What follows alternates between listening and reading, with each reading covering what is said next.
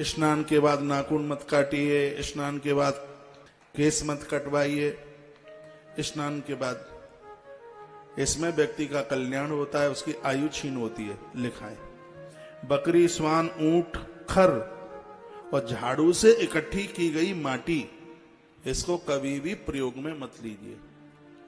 जैसे झाड़ू से माटी इकट्ठी कर दी गई, आप लेट बाथरूम करके आए और सोचे चलो जाई माटी थे हाथ पाए धोए लें, नहीं। ऊंट के पाम के नीचे की, कुत्ते के पाम के नीचे की, बकरी की और खर जानते हैं, खोता, DONKEY डोंकी, इनके पाम के नीचे की जो मिट्टी है वो शुद्धता में उसको लिया नहीं गया। एक बात और लिखिए, लिख लीजिए, अशुद्ध हाथों से कभी भी माला ना पकड़े और जूठे मुंह से कभी भी माला ना पकड़े। अशुद्ध हाथ और जूठे मुंह से कभी माला ना पकड़े। और यहां लिखा हुआ कि हृदय में क्रोध है, आलस्य है और आपने जमाई ली है, मुंह खोला ना, फिर ये चुटकी बजाते रहते हैं, उस समय मुंह जूठा हो जाता है। तो आप पंच पात्र सामने रखिए और शीघ्र ही अपने मुंह में 1 चम्मच पानी डालिए, तभी आपको शुद्धि है, तभी फिर उसके बाद आप माला जप सकते हैं।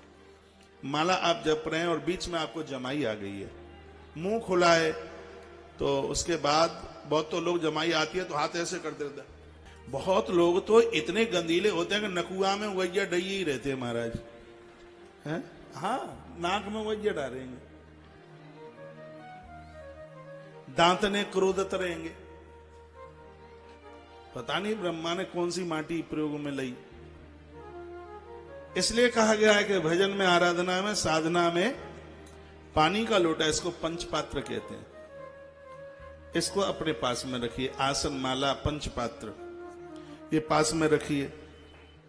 लिखा है क्रोध में, आलस्य में, जमाई लेते समय और किसी कारणवश आप जप के बीच में बोल गए हैं तो तत्काल आपको अपने मुख में पानी डालना पड़ेगा। आसनस्तो जप सम्यक मंत्रातागत मानसा, यहां लिखा हुआ है बिना आसन के कभी भी जप का फल नहीं मिलता, इसलिए अपना एक आसन रखिए, आसन पर बैठ करके जप कीजिए।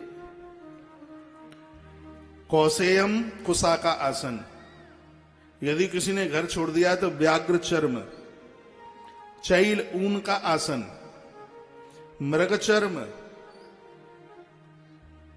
इन आसनों को प्रयोग में ले सकते हैं। एक आपके लिए ऊन का बढ़िया है, ऊन का आसन। हमारे तो गांव में आलू की बोरी है, वो बड़ा शुद्ध मान लेते, खाली बोरी लला ने का टाटू ले आ दो माला जा पे सरकाए दे।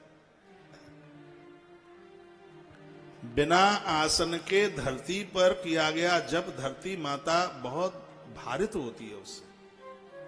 ग्रंथ में तो लिखा है कि बिना आसन के भोजन करने पर भी धरती मां को बहुत वजन लगता है।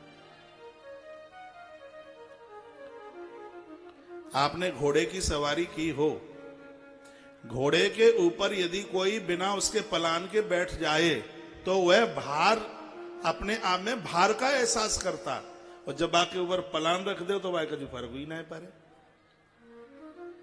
धरती माता के ऊपर आसन बिछाकर आप भजन और भोजन करते हैं, मां अति खुश होती है, आप अपने आप में बहुत खुश होती है। बोलिए बांके बिहारी लाल की जय, हनुमान जी महाराज की जय। एक चीज और लिख लीजिए, ये लिखा है कि पैर फैलाकर खुले रास्ते में पलंग पर बैठकर और जूड़े को खोल करके कभी जप ना किया जाए, ये लिख लें आप। जूड़ा चोटी को खोलकर, ये नहीं केस यहां तक लटक रहे हैं, चोटीला हुए। ब्राह्मण के लिए भी लिखा हुआ है कि जप करते समय उसकी चोटी खुली हुई ना हो।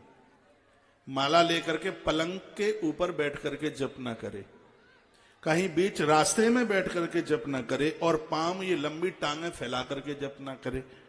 उसकी एक विधि का वर्णन किया है। भोजन करते समय भी आप पर्दे के अंदर भोजन करें। यहां स्पष्ट लिखा हुआ है जब कोई संत महापुरुष कोई भोजन कर रहा है उसको अकेले में बैठे रहने दीजिए, सबके बीच में सामूहिक भोजन। आप रेल के डिब्बे में हैं तो आप जहां पब्लिक बैठी है उधर पीठ कीजिए और जिधर खिड़की है उधर मुंह कीजिए, चाहे आप चटनी से खा रहे हो और चाहे आप 56 भोग से खा रहे हो, अपना भजन और अपना भोजन कोई देख ना पाए। ये छिपाने की चीजें, तो सब बातें यहां ग्रंथ में लिखी है। खुली सड़क पर बैठ करके भी आप भोजन नहीं कर सकते।